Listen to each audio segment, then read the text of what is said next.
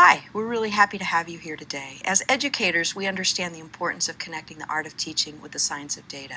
And through map reports, we're able to do that. What we'd like to do today is walk you through a school year thinking about the different scenarios and the kind of data that will be helpful to you in each of those situations. As Holly said, the art of teaching is enhanced by data. I'm a middle school math teacher, and I rely on the data in map reports throughout the school year. I'm going to tell you how I use them in these 4 areas: understanding my students' needs, conducting parent conferences, preparing for the state test, and continually tracking my students' growth. If at any time you'd like to review a section, click here on the control bar. But before I share about the reports I use, here's an important reminder. Map reports are based on the RIT measurement scale. I like to think of it as a way to measure growth. Take my students, for example. Generally, they have RIT scores ranging from 180 to 240. What's important is how they advance along this scale over the school year, and I use the map reports to understand and measure that growth. A good place to start understanding my students' needs is with the class breakdown by goal report. Here's what it looks like online before I print. At a glance, I can see how my students performed for each area or goal within the overall subject of math. For example, with the number sense goal, I see this student falls in a lower RIT range and might need extra support with this goal. On the upper end of the RIT ranges, these students are performing at a higher level and so would require a higher level of instruction. Taking a closer look, I can get even more insight into my students' needs. Notice the number in parentheses. That number is the student's overall math RIT score. From that, I can see a student's relative strength.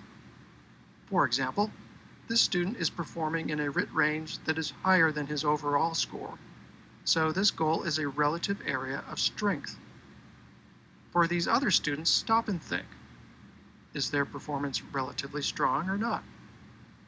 Actually, their performance is a potential concern for this goal because their overall RIT is higher than the RIT range where they are performing. Once I have an idea of my students' strengths and weaknesses, I begin to work with them on setting goals. That's when I turn to the NWEABreakdownandLearningContinuum report. It's an interactive report with 2 views, the class view and the test view. I can access them both when I log into MAP and open the View Reports and Instructional Resources section. The class view is specific to my students, while the test view is a general look at the test subject. I like to start with the class view because it gives meaning to my students' RIT scores. When I click my class and test, and then expand an area within the test, I see specific skills and concepts matched with the RIT bands where my students are performing. These learning statements summarize what my students are ready to work on, as determined by the MAP assessment. For example, at the top is the lowest RIT band. One student falls in this band as shown by the student score for this goal area. In contrast, the overall RIT score applies to the entire test. Based on how the student scored, I can use these skills and concepts to help my students set specific learning goals. Of course, students can't tackle all skills and concepts at once, so we break them into short-term goals. In our class, every student is expected to set weekly learning goals, so I share with them 2 or 3 learning statements that fit with our overall lesson plans. We do this goal setting either one-on-one or within the groups identified on the class view, and we keep returning to the learning statements as my students set new goals. I also use the NWEABreakdownandLearningContinuum class view as a starting place for differentiating my instruction. I say starting place because I actually use many points of data and differentiate in many ways, but the Learning Continuum does help start the process. Here are the overall steps I take. First, I compare a lesson topic I'm about to teach with the Learning Continuum class view.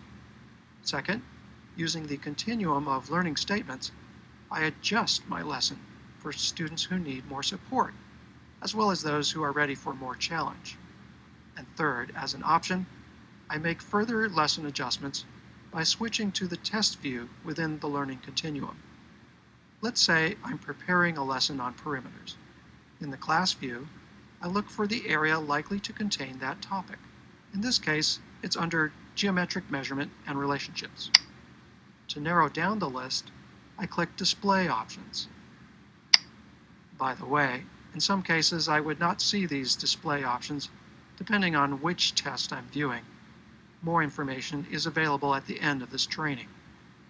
In this case, I have the option to select my classroom grade level, which limits the statements shown to the grade level standards I'm teaching. And to make scanning easier, I often choose Group by Topic. With these display settings, the statements related to perimeters stand out. Now for the second step, adjusting my lesson. The topic of my lesson is most similar to these learning statements, but these students are performing below that level. Their learning statements indicate how they can progress toward the level I'm planning to teach. In particular, notice that this skill appears in these lower RIT bands, but stops appearing in the higher RIT bands. So that skill is a good place to adjust my lesson.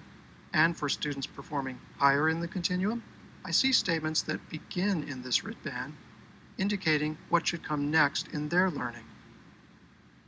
In fact, that leads me to the third step I typically do. Suppose the students in this higher RIT band are ready for even more. To see RIT bands beyond what appear in the class view, I switch to the test view. Back on the Learning Continuum landing page, I pick the same mathematics test under the test view heading. In the test view, RIT bands are from left to right, showing the progression of skills and concepts. Again, I'm interested in perimeter topics, so I can use the browser search command Ctrl+F. That leads me to these learning statements in the next higher RIT band. They appear here for the first time, indicating they are at the next level of instruction for those students in need of more challenge. And that's how I use the map data to meet my students' needs. When I'm setting goals with students, I share with them applicable learning statements. And when I'm preparing lessons, I compare the statements for students performing below and above the RIT band most similar to my planned lesson topic.